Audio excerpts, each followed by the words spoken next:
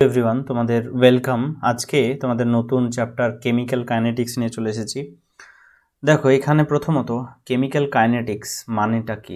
Chemical kinetics মানে হলো প্রথমত হচ্ছে কেমিস্ট্রি যে রিয়াকশানগুলো থাকবে তাদের কাইনেটিক সম্বন্ধীয় যে ধারণা, অর্থাৎ গতি সম্পর্কিত যে ধারণা, অর্থাৎ মোশন রিলেটেড যে স্টাডি, মোশন রিলেটেড স্টাডি, সেটাই হচ্ছে তোমাদের কেমিক্যাল কাইনেটিক্স। সো রিয়াকশানের মোশন স্টাডি ইত্যাদি তোমাদের দেখতে হবে। অর্থাৎ রিয়াকশানের লেটসে একটা রিয়াকশান হচ্ছে যেখানে হচ্ছে আর হলো রিয়াক্ট্যান্ট, সেই রিয়াক্ট্যান্টটা প্রোডাক্টে কনভার্ট করছে, পি হচ্ছে প্রোডাক্ট। তাহলে ধরে নাও টি টাইম 0 ছিল, তখন একটা আর এর কনসেন্ট্রেশন ছিল, সেটা আমি ধরলাম আর নট, এবং তখন পি এর কনসেন্ট্রেশন কি ছিল? 0। তার কারণ কি? তার কারণ হলো যে কোনো প্রোডাক্ট ফর্মেশন তখনও হয়নি। এরপরে টি লেটসে 10 সেকেন্ড পর আমি ধরে নিলাম কিছু পরিমাণ রিয়াক্ট্যান্ট ডিগ্রেড হয়ে প্রোডাক্ট ফর্মেশন হয়েছে। তাহলে লেটসে প্রোডাক্ট ফর্মেশনের পরিমাণ হচ্ছে এক্স। তাহলে এই এক্সটা ডিগ্রেড কোথা থেকে হয়েছে? আর নট থেকে হয়েছে।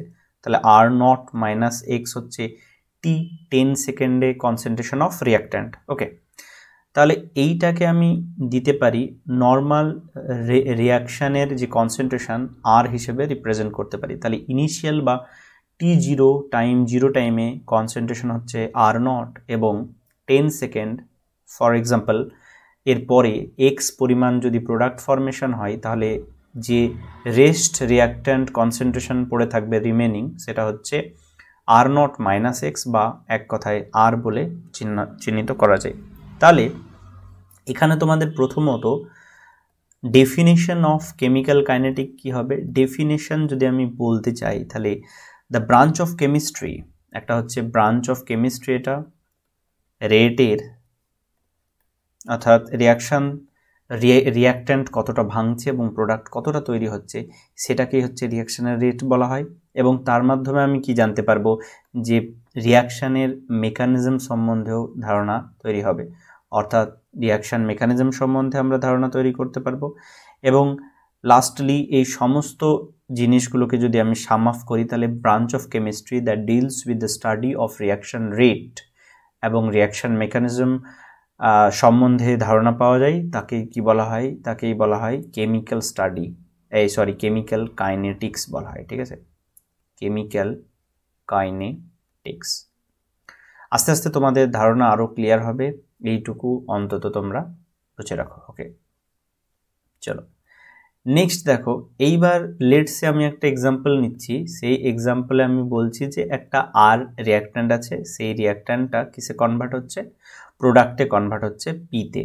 Let's say T is equal two 0 যখন থাকবে, অর্থাৎ একদম ইনিশিয়ালি, তখন রিয়াক্ট্যান্টের একটা ইনিশিয়াল কনসেন্ট্রেশন থাকবে আর নট, এবং পি এর কনসেন্ট্রেশন থাকবে 0, অর্থাৎ কোনো পি তৈরি হয়নি। এইবার ধরো টি ইজ ইকুয়াল টু, অর্থাৎ time is equal two T1 ধরলাম, সেই সময় রিয়াক্ট্যান্টের কনসেন্ট্রেশন ধরে নিলাম আমি R1 আছে, এবং কেন চেঞ্জ হলো? কারণ হচ্ছে কিছু পরিমাণ পি তৈরি হয়েছে, সেটা আমি ধরে নিলাম P1 পরিমাণ পি তৈরি হয়েছে। ওকে, এইবার দেখো টি ইজ ইকুয়াল টু T2 টাইমে, অর্থাৎ তারও কিছুক্ষণ পর T1 এর পর একটা সময় আসবে যখন সময়টা T2 হবে, তখন রিয়াক্ট্যান্টের কনসেন্ট্রেশন লেটসে R2 আমি ধরলাম, তাহলে তখন প্রোডাক্টের কনসেন্ট্রেশনও চেঞ্জ হবে। তাহলে লেটসে প্রোডাক্টের কনসেন্ট্রেশন ইজ P2। তাহলে এই পুরো যে ঘটনাটা হলো, সেখানে তোমাদের রিয়াক্ট্যান্টের কনসেন্ট্রেশন চেঞ্জ হলো। ধরে নাও T1 থেকে T2 যখন আমি টাইমে মুভ করলাম, তখন রিয়াক্ট্যান্টের কনসেন্ট্রেশন চেঞ্জ হয়েছে। সেটাকে আমি কিভাবে রিপ্রেজেন্ট করব? ডেল্টা আর দিয়ে রিপ্রেজেন্ট করব, অর্থাৎ কনসেন্ট্রেশন চেঞ্জ ডেল্টা দিয়ে চেঞ্জ বোঝানো হয়, ইজ ইকুয়াল টু, তাহলে R1 নিশ্চয়ই বড় হবে এবং R2 নিশ্চয়ই মানে ছোট হবে, কারণ আস্তে আস্তে পরিমাণটা তো কমে যাচ্ছে রিয়াক্ট্যান্টের, তাই না? তাহলে আমি যদি এখানে তোমার মড সাইন দিই, তাহলে সবসময় আমি পজিটিভ পাবো, কিন্তু আলটিমেটলি যে চেঞ্জ ইন মানে রিয়াক্ট্যান্ট কনসেন্ট্রেশন, সেটা তো নেগেটিভ হয়, তাই না? নেগেটিভ হয় কেন? তার কারণ হচ্ছে এটাকে অ্যাকচুয়ালি লেখা যদি উচিত, তাহলে R2 মাইনাস R1 লিখতে হবে, কারণ ফাইনাল কনসেন্ট্রেশন R2 এবং ইনিশিয়াল কনসেন্ট্রেশন মানে T1 সময়ে R1। তাহলে এই যে ভ্যালু, সেখানে অবশ্যই কি হবে না R2টা লেসার দ্যান R1 হবে, তাই না? তাহলে এই ভ্যালুটা নেগেটিভ আসবে, কারণ কি? কারণ হচ্ছে যত সময় যাবে তত রিয়াক্ট্যান্টের পরিমাণ কমছে, তাহলে amount of reactant is decreasing. তাই ডিক্রিজ করার মানে হচ্ছে change in reactant concentration is equal two negative, তাই না? তাহলে এটুকু আশা করি বুঝে গেছো।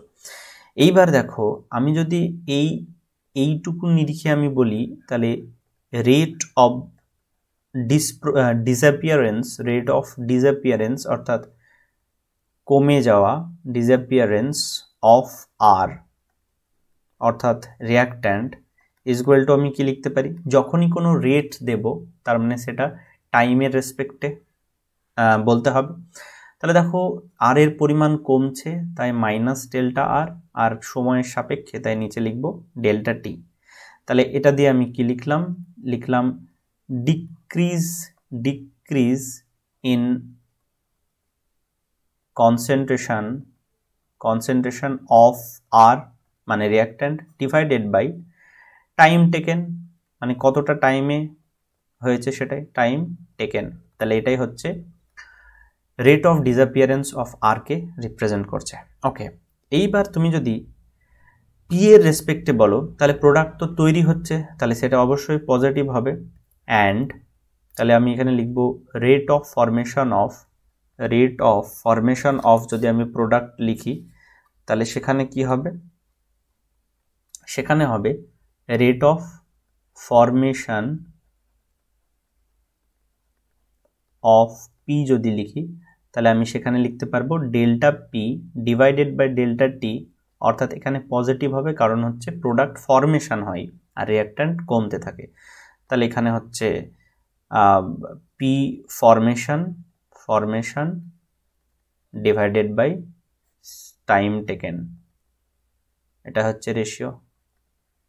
ওকে, এবার আশা করি এইটুকু বুঝে গেছো। এবার চলো তোমাদের এইখান থেকে আমি দুটো ইম্পর্টেন্ট প্লটের কথা বলবো। তাহলে এখানে যখনই আমি দেখছি তখন কি হচ্ছে না রিয়াক্ট্যান্টের রেসপেক্টে যখন আমি লিখছি রিয়াক্ট্যান্টের রেসপেক্টে, তখন কি হচ্ছিল? তখন হচ্ছে রিয়াক্ট্যান্টের ইনিশিয়াল কনসেন্ট্রেশনটা আস্তে আস্তে কমছে, এবং তার জন্য যে রেট অফ ডিসঅ্যাপিয়ারেন্স হচ্ছে rate of R not decrease is equal to কি হচ্ছে minus delta R by delta T, এটা হচ্ছে।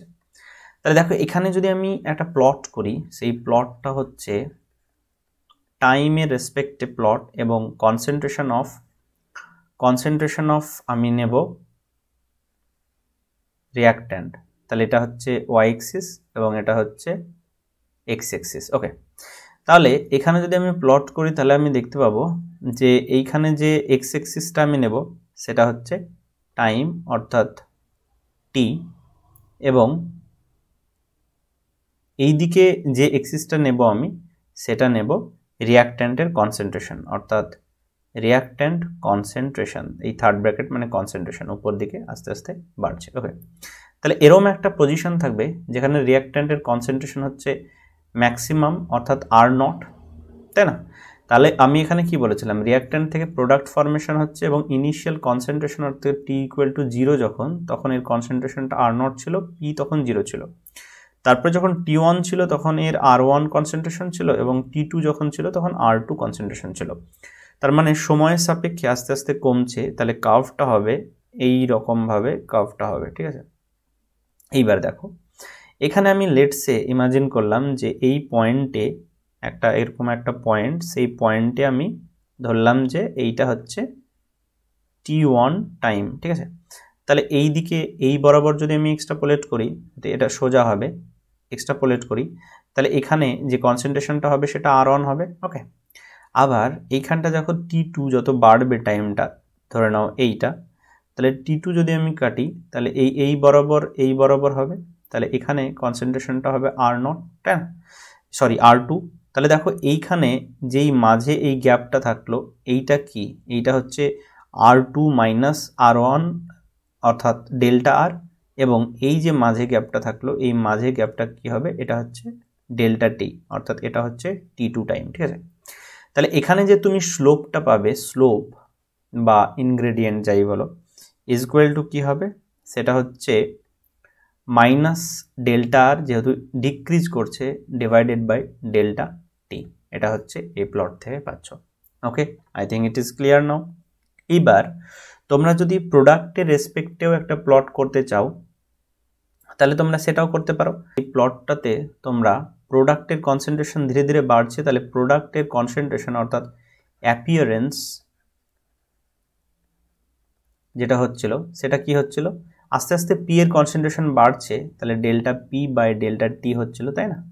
তাহলে এখানে যদি তুমি প্লট করতে চাও তাহলে এর জাস্ট উল্টো হবে, অর্থাৎ এখানে লেটসে একটা এক্স এক্সিস দিলাম এখানে, আর এই সাইডে একটা, এদিকে একটা এক্স এক্সিস আর উপরে একটা ওয়াই এক্সিস দিলাম। তাহলে এক্ষেত্রে কি হবে, এখানে তুমি যদি প্লটটা আঁকতে চাও তাহলে এর একটা টি ভার্সেস এদিকে টি থাকবে এবং এই সাইডে থাকবে প্রোডাক্টের কনসেন্ট্রেশন। তাহলে প্রোডাক্টের কনসেন্ট্রেশন ধীরে ধীরে বাড়ছে, পজিটিভ স্লোপ, তাহলে কি হবে, এইটা হচ্ছে এইখান থেকে আস্তে আস্তে আস্তে আস্তে আস্তে আস্তে উপরের দিকে যাবে, ঠিক আছে? এইবার এখানে যে একদম ম্যাক্সিমাম লিমিটটা থাকছে সেখানটা হচ্ছে পি এর কনসেন্ট্রেশন বোঝাচ্ছে, ম্যাক্সিমাম কনসেন্ট্রেশন। প্রোডাক্ট ফর্মেশন এমন তো নয় যে রিঅ্যাক্ট্যান্ট দিয়েছি প্রোডাক্ট ফর্মেশন হতেই থাকবে, একসময় তো ম্যাক্সিমাম প্রোডাক্ট ফর্মেশন হবে তারপরে স্টপ হয়ে যাবে, তাই না? তাহলে এইটা হচ্ছে একটা লিমিট। এবার এর নিচে দেখো, লেটসে এখানে আমি ধরলাম একটা, এখানে ধরলাম আমি T1 টাইম, ঠিক আছে, T1 টাইম, আর সেই রেসপেক্টে এখানে আমি একটা পি এর কনসেন্ট্রেশন পেলাম এবং তারপরে আমি এখানে একটা T2 টাইম পেলাম এবং তার রেসপেক্টে একটা P2 কনসেন্ট্রেশন পেলাম। তাহলে এটা যদি আমি লিখি তাহলে এটা হচ্ছে T1, তার রেসপেক্টে P1 কনসেন্ট্রেশন তৈরি হয়েছিল এবং এটা হচ্ছে T2, তার রেসপেক্টে P2 আমি কনসেন্ট্রেশন পাবো। তাহলে দেখো এই যে গ্যাপটা, এই গ্যাপটা কত হবে, এই গ্যাপটা হবে নিশ্চয়ই ডেল্টা পি গ্যাপ হবে, তাই না? আর এইখানে যে এইটা হবে, আচ্ছা এইখানে যেটা হবে এইটা হচ্ছে ডেল্টা পি অ্যাকচুয়ালি এইটা, আর এইখানে যেটা গ্যাপ হচ্ছে, এই যে গ্যাপ, সেটা হচ্ছে T2 মাইনাস T1 অর্থাৎ ডেল্টা টি। তাহলে এখান থেকে আমি যে স্লোপটা পাবো সেই স্লোপটা কত পাবো, স্লোপটাই হচ্ছে ডেল্টা পি বাই ডেল্টা টি এবং সেটা পজিটিভ স্লোপ, তার মানে এটা হচ্ছে প্রুফ হলো। ঠিক আছে, আশা করি তোমরা বুঝে গেছো। ওকে, তাহলে দেখো এখানটায় তোমরা যেটা পেলে সেটা হচ্ছে দুটো ধরনের, একটা প্রোডাক্টের রেসপেক্টে এবং একটা রিঅ্যাক্ট্যান্টের রেসপেক্টে তোমরা দুটো পেলে। ওকে, চলো দেখো, রেট যখনই বলবে তাহলে রেট হচ্ছে আর, অর্থাৎ আর ইজ ইকুয়াল টু, প্রথমে আমি বলেছিলাম একটা রিয়াকশানের কথা যে আর থেকে পি তৈরি হচ্ছে অর্থাৎ প্রোডাক্ট তৈরি হচ্ছে, অর্থাৎ যদি আমি রেট লিখি তাহলে রেট ইজ ইকুয়াল টু কি লিখবো, যে সব সময় রিঅ্যাক্ট্যান্টের কনসেন্ট্রেশন কমছে মানে মাইনাস ডেল্টা আর লিখবো, আর কার সাপেক্ষে, একটা টাইমের সাপেক্ষে, তাহলে নিচে ডেল্টা টি লিখবো। ঠিক আছে, তাহলে এখানেও তাই লিখছি। তাহলে এখানে দেখো minus delta R divided by যদি আমি ডেল্টা টি লিখি, তাহলে ডেল্টা আর মানে কনসেন্ট্রেশন চেঞ্জ, তার মানে ইউনিটও কনসেন্ট্রেশনেরই হবে। তাহলে কনসেন্ট্রেশনের ইউনিট কি, মোল পার লিটার মানে লিটার ইনভার্স। ওকে, এবার টাইমের ইউনিট কি, টাইমের বেসিক ইউনিট সেকেন্ড, তাহলে নিচে সেকেন্ড দিলাম। তাহলে এটা টোটালটা মিলিয়ে আর এর যে ইউনিট হলো সেটা কি হলো, এটা হচ্ছে মোল, তারপরে হচ্ছে লিটার ইনভার্স এবং সেকেন্ড ইনভার্স। ঠিক আছে, মোল, লিটার ইনভার্স, সেকেন্ড ইনভার্স, এটা হচ্ছে তোমার ইউনিট অফ রেট বা ইউনিট অফ আর কি। তোমাদের যে বিষয়টা শিখতে হবে সেটা হচ্ছে রাইটিং রেট অফ রিয়াকশান। তাহলে এখান থেকে প্রচুর তোমাদের ম্যাথামেটিক্যাল প্রবলেম আছে, তো রেট অফ রিয়াকশান লেখাটা তোমাদের শিখতে হবে। দেখো এখানে প্রথমে এখানে জানতে হবে যে এইটা হচ্ছে রিয়াক্ট্যান্ট পোর্শন মানে আর পোর্শন, তাই না? আর এই আর থেকে তৈরি হচ্ছে, এটা হচ্ছে প্রোডাক্ট 1 প্লাস প্রোডাক্ট 2, তাই না? তাহলে সবসময় তোমরা দেখবে যে যখনই রিয়াক্ট্যান্টের টার্মে আমি রেট লিখব তখনই রেট ইজ ইকুয়াল টু হচ্ছে minus delta R by delta T লিখবো। কারণ কি, কারণ হচ্ছে রিয়াক্ট্যান্ট সবসময় কমতে থাকে আর প্রোডাক্ট সবসময় তৈরি হতে থাকে। তাহলে আমি যখনই রেট লিখব প্রোডাক্টের টার্মে তখন আমি কি লিখব, তখন লিখব plus delta P by delta T, সেটা P1 হলে delta P1 by delta T1 R P2 হলে delta P2 by delta T, ঠিক আছে। এইবার দেখো এইখানে তোমাদের একটা বিষয় মাথায় রাখতে হবে যে যে কোফিশিয়েন্টটা সামনে থাকবে, অর্থাৎ এখানে যে এই কোফিশিয়েন্ট বা স্টয়চিওমেট্রিক টার্মটা সামনে থাকবে সেটা রেসিপ্রোকালে কনভার্ট করবে, ঠিক আছে। তাহলে এখান থেকে আমি যদি রেট অফ রিয়াকশনটা লিখতে চাই তাহলে কিভাবে লিখবো দেখো, therefore rate of reaction is equal two, এখানে যে লেখা উচিত সেটা হচ্ছে রিয়াক্ট্যান্ট HI, তাহলে সেটা মাইনাস আকারে লিখতে হবে আমাকে, কিন্তু তার আগে দেখো একটা 2 আছে, তাহলে তাকে আমি 2টাকে রেসিপ্রোকাল বা অনন্যক হিসেবে লিখলাম, ইন্টু মাইনাস ডেল্টা HI লিখবো, অর্থাৎ কনসেন্ট্রেশন অফ HI আস্তে আস্তে কমছে, কার রেসপেক্টে কমছে, টি এর রেসপেক্টে, তাহলে ডেল্টা টি লিখবো, ঠিক আছে। এটা একটা rated term. Is equal two product সাইডের জিনিসগুলো যদি আমি লিখি তাহলে H2 হচ্ছে একটা প্রোডাক্ট 1, তাহলে সেটাকে আমি ফরমেশন হচ্ছে বা তৈরি হচ্ছে, তাহলে আমি প্লাস সাইন দিয়ে লিখবো ডেল্টা H2, অর্থাৎ কনসেন্ট্রেশন অফ H2 বাড়ছে আস্তে আস্তে যত রিয়াকশন সামনের দিকে যাচ্ছে, বাই ডিভাইডেড বাই ডেল্টা টি।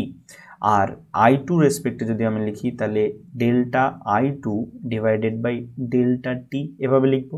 এইবার তোমাদের যখন মানে কোয়েশ্চেন দেবে তখন কি দেবে, যে বলবে যে rate of the reaction determine করো যদি rate of disappearance of HI is something, একটা ভ্যালু দিয়ে দিল, অথবা বলল যে H2 ফরমেশনের রেট, অর্থাৎ হাইড্রোজেন ফরমেশনের রেট বলে দিল সামথিং, তাহলে বললো রেট অফ দ্য রিয়াকশন কত, তাহলে ডাইরেক্ট সেই ভ্যালু থেকেই তুমি পেয়ে যাবে। এবার দেখো নেক্সট এক্সাম্পলে তোমাদের কিভাবে করতে হবে। এবার দেখো এক্ষেত্রেও দেখো একই রকমভাবে রিয়াকশান দেখে ভয় পাওয়ার কিছু নেই। Rate of reaction is equal to, দেখো সবসময় যেটা স্টয়চিওমেট্রিক আছে সেটা রেসিপ্রোকালে কনভার্ট হবে, অর্থাৎ 1/5 হয়ে যাচ্ছে, এবং কনসেন্ট্রেশন অফ Br2 সবসময় কমবে কারণ এটা রিয়াক্ট্যান্ট, তাহলে আমি লিখবো minus d Br minus concentration divided by delta t is equal to, দেখো BrO3 এটাও তো রিয়াক্ট্যান্ট, তাহলে এর আগে কোনো স্টয়চিওমেট্রিক নেই, তাই আমার এখানে কোনো অনন্যক বা কিছু লিখতে হবে না, তাহলে আমি এখানে লিখবো minus BrO3 minus delta BrO3 minus divided by delta T, ঠিক আছে। নেক্সট দেখো H প্লাসও তো রিয়াক্ট্যান্টেরই কনসেন্ট্রেশন, কিন্তু তার আগে একটা চয়েস স্টয়চিওমেট্রি আছে, তাহলে তার আগে আমি এটাকে রেসিপ্রোকালে কনভার্ট করব, ইনটু এটাও তো কমবে, তাহলে minus delta H plus divided by delta T, এভাবে লিখবো, ওকে। এরপরে দেখো তখনই Br2 দিকে চলে যাব, তখন এটা কি রিয়াক্ট্যান্টের মধ্যে পড়ছে, তাহলে তার আগে আমি প্লাস দেব, কিন্তু 3 আছে তাই আমি 3টাকে রেসিপ্রোকাল দেব, এবং delta Br2 divided by delta T লিখবো, অর্থাৎ কনসেন্ট্রেশন অফ Br2 আস্তে আস্তে ইনক্রিজ হচ্ছে, ওকে। ইকুয়াল টু লিখবো, দেখো এখানে 3 যেটা আছে সেটা রেসিপ্রোকালে কনভার্ট করবে, অর্থাৎ 1/3 লিখবো, এবং কনসেন্ট্রেশন অফ ওয়াটারকে আমি লিখবো delta concentration of H2O divided by delta T, এটা পজিটিভ, তার কারণ হচ্ছে এরা প্রোডাক্ট তৈরি হচ্ছে, ঠিক আছে। এবার এখান থেকে একটা ছোট্ট প্রবলেম দিয়ে তোমাদের আমি বুঝিয়ে দিচ্ছি যে এটা কিভাবে করতে হবে, চলো। লেটস সে দাঁড়াও এক সেকেন্ড, একটা আমি ডেফিনেট একটা প্রবলেম তোমাদের দেখিয়ে দিচ্ছি। এইখানে দেখো তোমাদের এখানে বলে দিয়েছে যে কনসিডার দ্য রিয়াকশান N2O5 থেকে NO2 তৈরি হচ্ছে এবং O2 তৈরি হচ্ছে। ইন দিস রিয়াকশান বলেছে যে NO2 is being formed at the rate of এত mole litre inverse second inverse, ঠিক আছে। তাহলে রেট অফ NO2 ফরমেশন, মানে NO2 তো প্রোডাক্ট, তাই না, তাহলে তার রেট অফ ফরমেশন বলেছে, তাহলে what is the rate of the reaction, তাহলে তোমরা এখনই দেখলে যে রেট অফ দ্য রিয়াকশান যখনই আমি লিখবো rate of the reaction is equal to কি লিখবো, rate of the reaction is equal two, যদি আমি লিখি তাহলে দেখো প্রথমে রিয়াক্ট্যান্ট আছে, তার আগে আমি হাফ দেব কারণ 2 আছে, তাহলে কনসেন্ট্রেশন অফ মাইনাস আসবে একটা DN2O5 ডিভাইডেড বাই DT বা delta t is equal to, দেখো প্রোডাক্ট সাইডে যখন আমি লিখবো তখন তার আগে একটা রেসিপ্রোকাল করে দেবো 4, কারণ কোফিশিয়েন্ট 4 আছে, ডেল্টা NO2 লিখবো, NO2 ডিভাইডেড বাই কি লিখবো, ডেল্টা টি লিখবো, ইজ ইকুয়াল টু আবার O2টাও হচ্ছে রিয়াক্ট্যান্ট, কিন্তু তার আগে কোনো স্টয়চিওমেট্রি নাই, তাহলে delta O2 divided by delta T লিখবো। এবার দেখো এখানে কি বলেছে, এখানে বলেছে যে in the reaction NO2 is being formed at the rate of এত 0.0125, এইটা হচ্ছে rate of formation of NO2। তার মানে আমি কোন ডাটাটা পাচ্ছি এখানটায়, এই ডাটাটা আমার দেওয়া আছে, বাকি তো কোনো ডাটা দেওয়া নেই, তাহলে আমি এইটা থেকেই বের করব। তাহলে আমি rate of reaction is equal to শুধু কোনটা দেব, শুধু দেব 1/4 into delta NO2 divided by delta T, এটা নেব। তাহলে ইজ ইকুয়াল টু কি লিখবো, 1/4 ইন্টু ওর ভ্যালুটা কত দিয়েছে, 0.0125, এটা দিয়েছে, তাই না? তাহলে দেখো এখান থেকে যদি আমি 0 তুলে দিই তাহলে নিচে কত আসবে, 1 আর 4টে শূন্য আসবে, 1 2 3 4, 4টে শূন্য আসলো। ওকে, এইবার দেখো এখানে যদি তুমি 8 12 3 8 24, 1 থাকে 8 16 50 40, এটা পাচ্ছি ইন্টু 10⁻³ ঠিক আছে। তাহলে দেখো এই যে আমি ভ্যালুটা পেলাম সেটা অ্যাপ্রক্সিমেটলি কোন ভ্যালুর সাথে সমান, 3টে ঘর যদি আগে নিয়ে চলে যাই তাহলে হবে 0.00325, এরকম একটা ভ্যালু আসবে।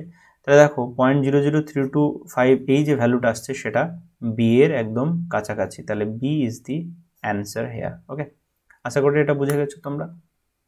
এবার এখানে একটু ক্যালকুলেশনটাই ছিল, তোমাদের যদি ক্যালকুলেটর থাকে তাহলে ক্যালকুলেশন করতে বেশি সময় লাগবে না। চলো আমরা মেন